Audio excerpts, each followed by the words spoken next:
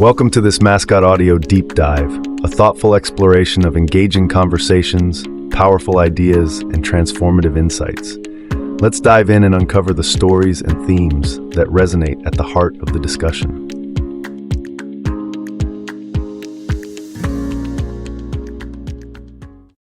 Welcome back, everybody, to another deep dive. It's great to be back. Today, we're going to be tackling a topic that I think pretty much anyone can relate to.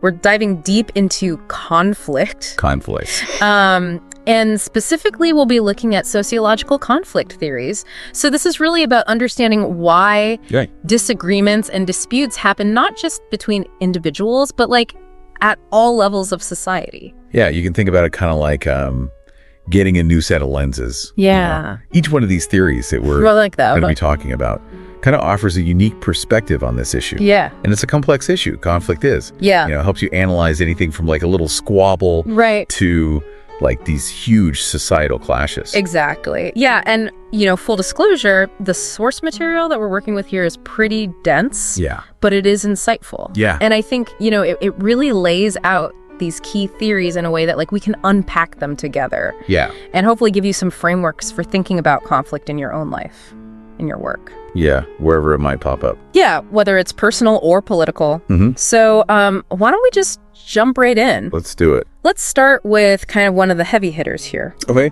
Marxist conflict theory. So this is the theory that like inequality is what shapes society, right? Yes. The unequal distribution of resources is really... It's the haves and the have-nots. Exactly. Like that's what it boils down to. Yeah. And Marx argued that, you know, particularly within a capitalist system, this inequality is kind of baked in, you know? Yeah. And it creates this fundamental tension between those that have, the bourgeoisie, and those that don't have, the proletariat. Right. And he believed, ultimately, that this tension would inevitably lead to these, like, big revolutionary changes. So is he right? Oh. Did his predictions about revolutions and, like, uprisings and stuff like that, did that all come true? Well, you know, the specific timeline and the kind of the inevitability of those revolutions haven't necessarily played out exactly as he envisioned.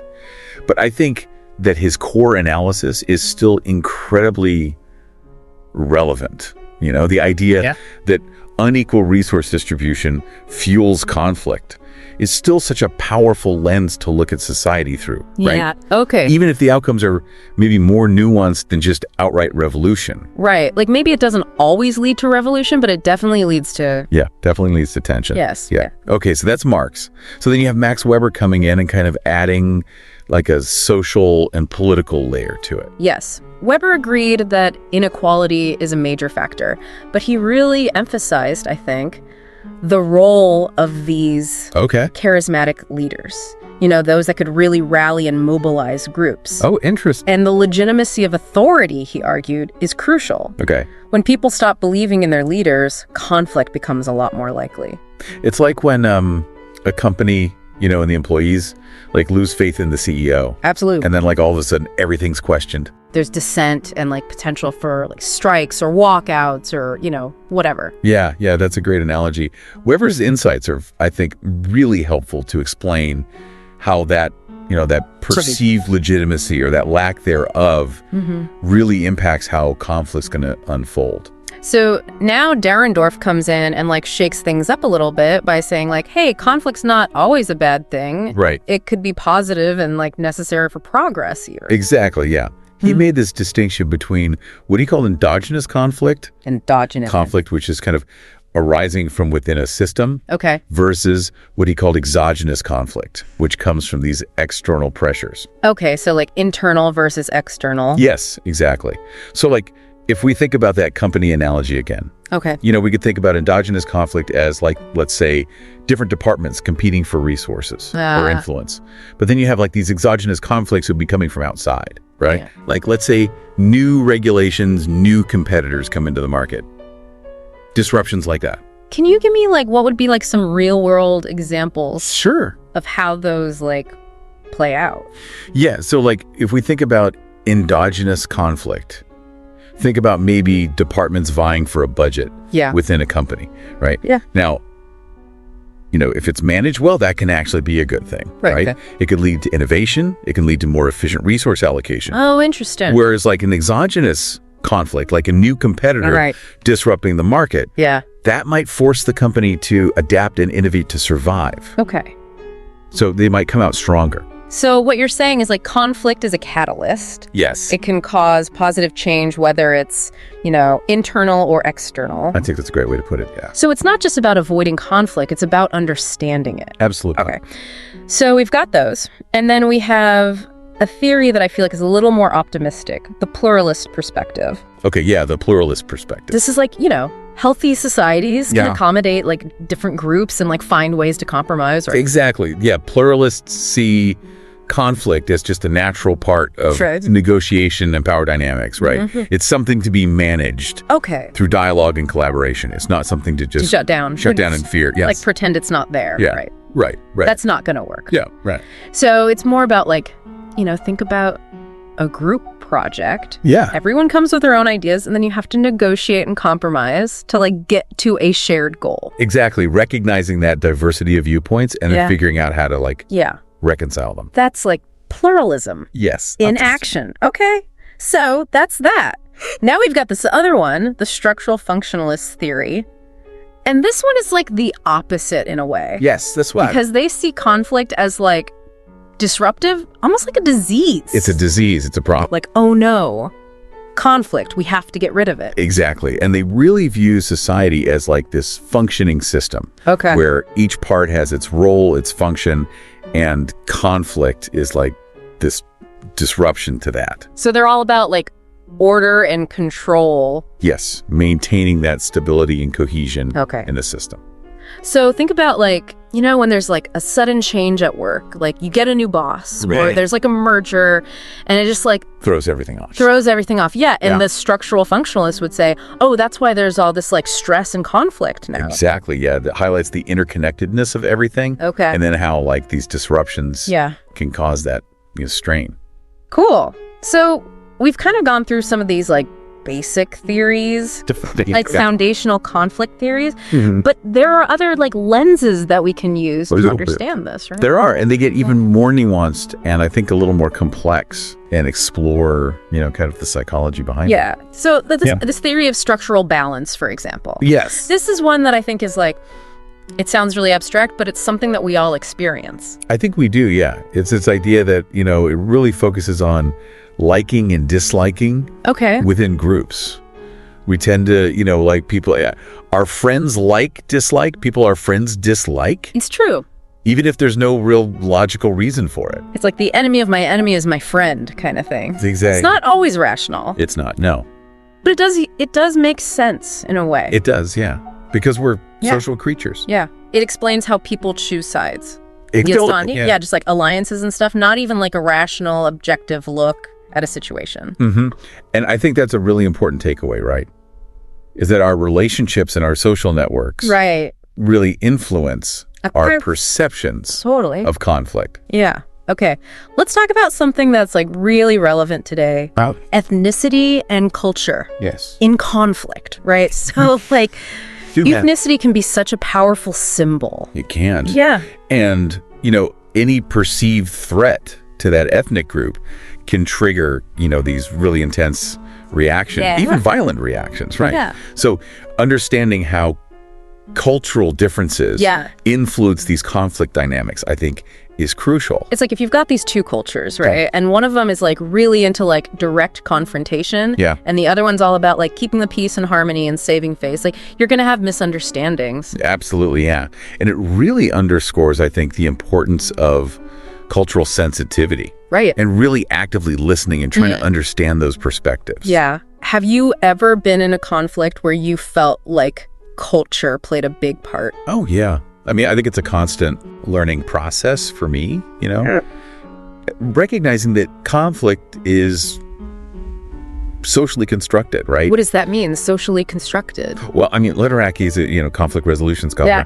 He argues that it's really rooted in those shared meanings and cultural understandings, which varies so widely across the world. So it's not just about like the facts of a disagreement. It's about how those facts are interpreted. Exactly.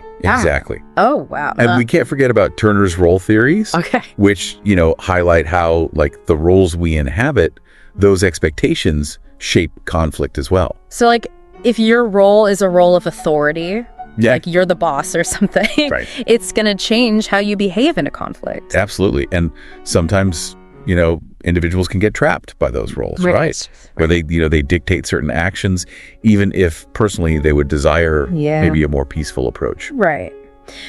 Okay, that's really interesting. Before we move on to like the bigger implications. Of all these theories, I do want to talk about business for a minute, because businesses are often like right in the middle of conflict. They are, They can exacerbate conflict through irresponsible practices, through exploitation.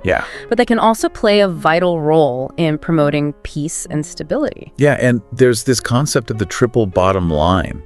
Which I think is really relevant here. That profitability. Social responsibility, environmental responsibility. So that's where it comes in, right? It's like businesses are starting to realize they have to think about their impact. They can't just like cause harm and then walk away. Exactly. They have a responsibility. So they can be a force for good, especially in like conflict zones. Absolutely. Think about businesses operating in conflict zones. They can contribute to peace by, let's say, creating jobs, supporting local communities, and even encouraging dialogue and reconciliation between different groups. That's It's a balancing act. It is.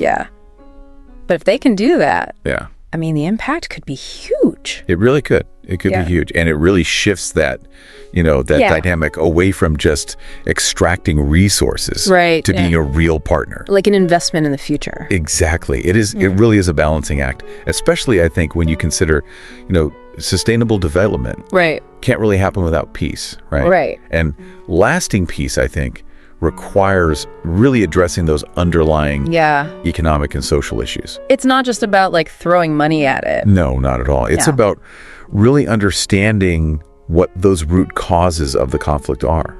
So businesses have like a really complex and challenging role to play. They do. If they get it right, it can have like a massive positive impact. Absolutely, Like imagine a company investing in a conflict zone, but not just to profit, but with that real commitment to building up that community.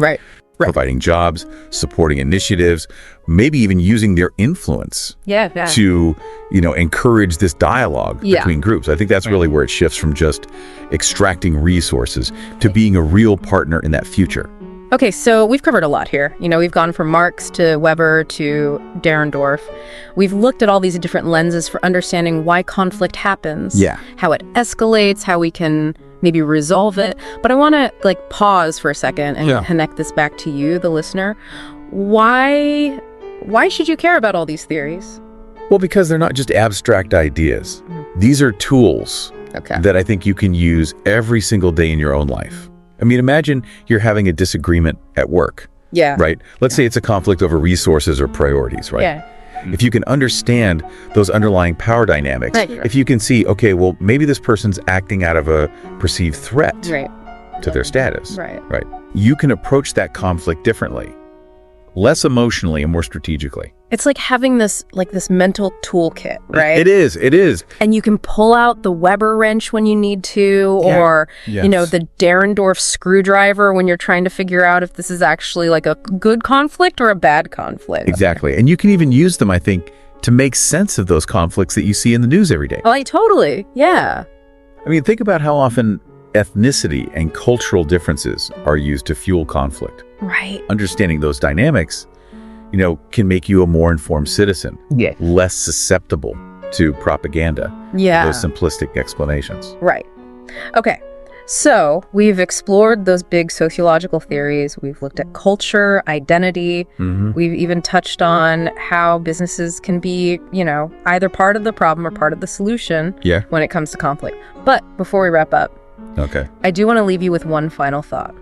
So we've given you all these lenses, right? All these different ways of looking at conflict. The question is, how will you use them? Yeah, how will you apply these insights to your own life? Yeah. To your own interactions, to the conflicts that you encounter. Right, like in your own little corner of the world. Exactly. Okay, well, that's our deep dive for today. Thanks for joining us. Thanks for having me. As we explore this, complex and fascinating world of conflict, until next time, keep those mental tools sharp. And remember, conflict doesn't have to be this destructive force. It doesn't. With the right understanding, it can actually be a catalyst for really positive change. It really is, It's about taking those tools and actually putting them to use. Right, not just understanding conflict, but how do we actually use this to shape better outcomes? Yes, exactly. So maybe you're listening and you're like, okay, now I see, I can use this Marxist lens to understand what's going on at work, or now I understand Weber and legitimacy and how that plays into this conflict that I'm reading about.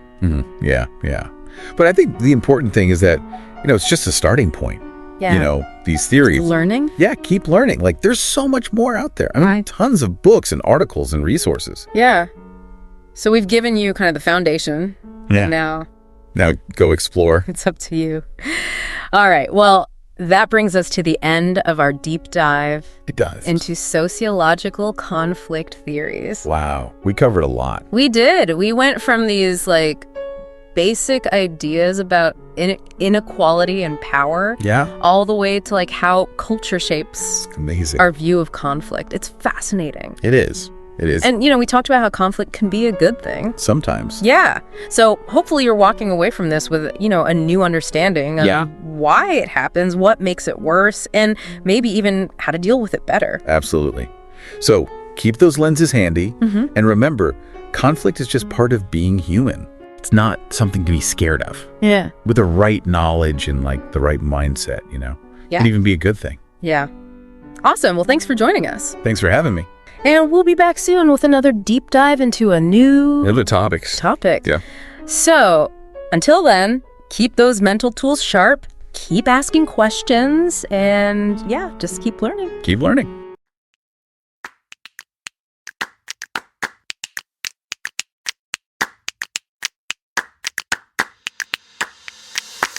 Thank you for joining this audiobook conversation deep dive. We hope the insights shared sparked new ideas and broadened your perspective. Remember, every great conversation has the power to inspire change and growth. Until next time, keep exploring, keep learning, and stay curious.